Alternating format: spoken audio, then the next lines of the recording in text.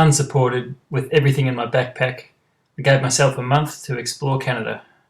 I was talking to some guys and they reckon there's a big gravel pit up here somewhere, but I haven't spotted it yet.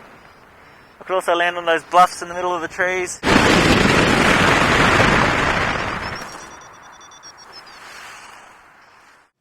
For me, paragliding is about freedom, getting close to nature, doing more with less. And without a car, I had nothing to tie me down. Just launched. This looks promising.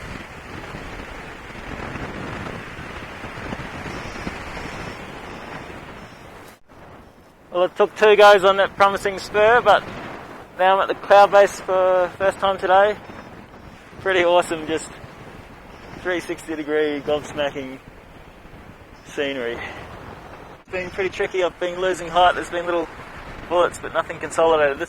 I'm just starting to recognise the scenery of my Volbev 9 years ago. So I walked along that ridge to start. I had a flight under that peak. I got over to here and ended up having a flight off this one and landing there. I've been thinking about it for quite some time. Do I go bush down that way? As far as I know, there's nothing. There's another maybe 50 k's or 60 k's till Chilco Lake. I wonder when the glacier last scraped that rock there. It looks pretty incredible. Like, it must have been so thick. But I know once they get little lakes in them, they melt really fast. So I've had a pretty good flight. I'm thinking I might call it a day. There's some pretty nice campsites around here, so I'm sussing it out. So yesterday I flew in from over here, and there was quite a bit of wind, about 20 k's an hour, coming over these glaciated mountains at the time. I think I'm going to have to go back. This is what Volbev's all about, isn't it? Just a bit of a panorama. So to the left of me is the Bermuda Triangle, where I've been since yesterday afternoon. That's the huge glacier, drains into Bridges River. Landed down there earlier. Took off from the high pass at the back there. Well, this is pretty amazing.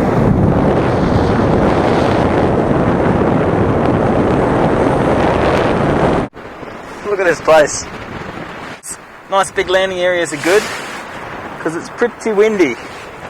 This is pretty scary. My speed is 90 k's an hour, but there is a constriction here and it opens up, so I'm just going to get as far as I can along. Paragliding in Canada. It's a bit like New Zealand. Pretty nice spot if you have to do a high wind landing though. Alright. That was not bad. Whew. Yeah, climbing up these hills to try and find some grass. It's a long way, so I'm going to get some more food.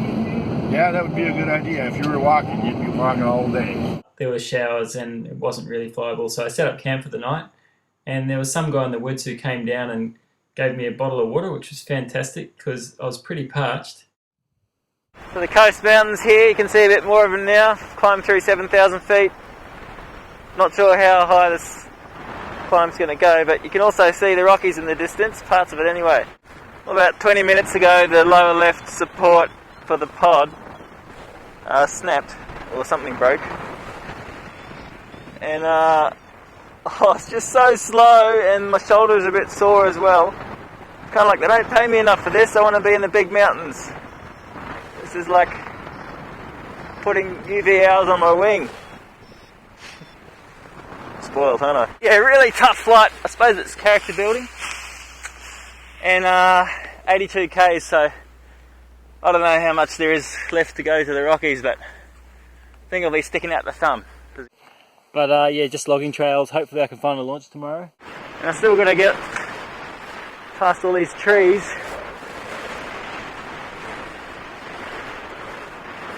The wind's coming from over there. Oh shit. Last minute change in plans. This is where I wanted to end up. I was a struggle getting a lift from Salmon Arm, but Josh came to the rescue and I just got him a drink at the pub. Finally found camp here by the Shoe Swap Lake and feeling much better after a wash. Well, basically no lift on that whole flight, so another stinking hot day and more Highway 1 hitchhiking. but this time Serena came to the rescue. Revelstoke Peak, and had to wait till I was right over the top of it to get a climb. Thought there'd be something out the front. And this is just incredible! Canadian Rockies! Woo-hoo-hoo!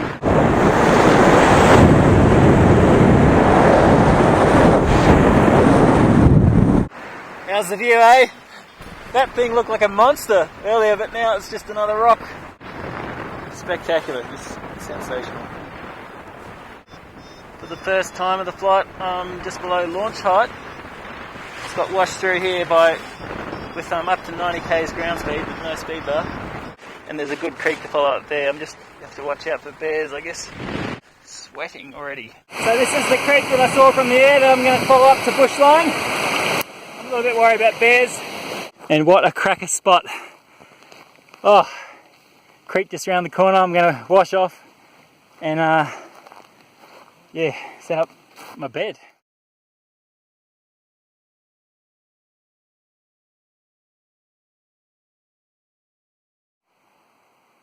Didn't see these guys before. It seems like it's starting to turn on the day. I'm going to try and fly a little bit more conservatively today and make sure I can top land. There was thunderstorms last night. Just a few spits of rain where I was, but there was lightning not too far away down there. My last climb was in that spur in the lee of the southwesterly. Incredible. I'm a bit nervous about where I might end up, but I've got heaps of food, so let's do it. Maybe that's close enough.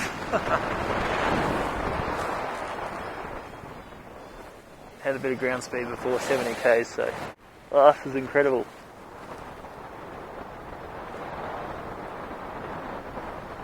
There's quite a few showers. It's getting heavier up there actually, so probably will change plan, but I think the first thing I'll do is bail out of here if I can. That's where I came from earlier on, across the lake. It's getting late in the day and the forecast tomorrow is stronger winds aloft and it's getting worse. Off we go on glide from just under 12,000 feet. Oh, it's pretty scary being in so deep. The walkouts are just horrendous to think about. Look at that valley. The other thing that's scary is the wind. Boring soaring. Just seeing if I can get up the original mountain. It did have a cloud on top, it's just too windy lower down. And then there's a long way down.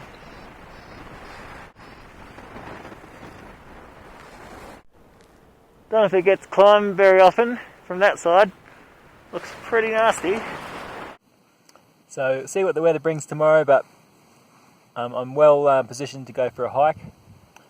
Yeah, what an awesome spot. But I've got plenty of food to explore the area, although the weather is taking a turn for the worse. Yeah, it's just amazing country. Feels pretty remote. There's the old logging trail around, but the prospect of a walkout is terrifying. Here we are on the ridge of Saskatchewan. Great climbing, but I think I might call it a day here. 10,000 feet, over 3,000 metres. So there's the don't climb anything you don't want to down climb rule, but now I'm taking an alternative route down. And this bit here, I could jump. But I haven't really seen any trails because people, I guess, don't come up here much. Normally I have it with bread or crackers, but crackers are a highly prized delicacy in this country, so I've come up with an alternative.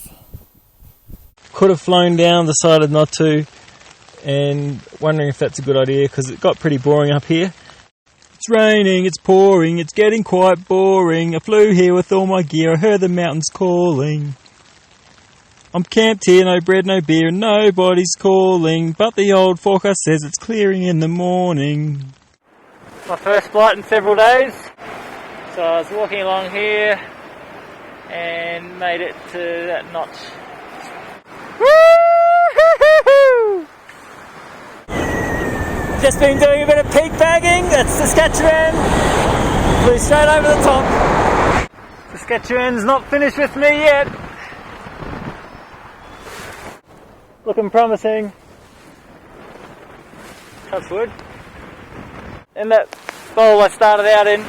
Had 70 k's ground speed just coming back on trim. Well, here's Saskatchewan from the other side. Yeah, the day's just gone a bit crazy. There's a few snow showers around. So spectacular, I thought it had to work. Cool top landing place, but buggered if I know how you'd walk down.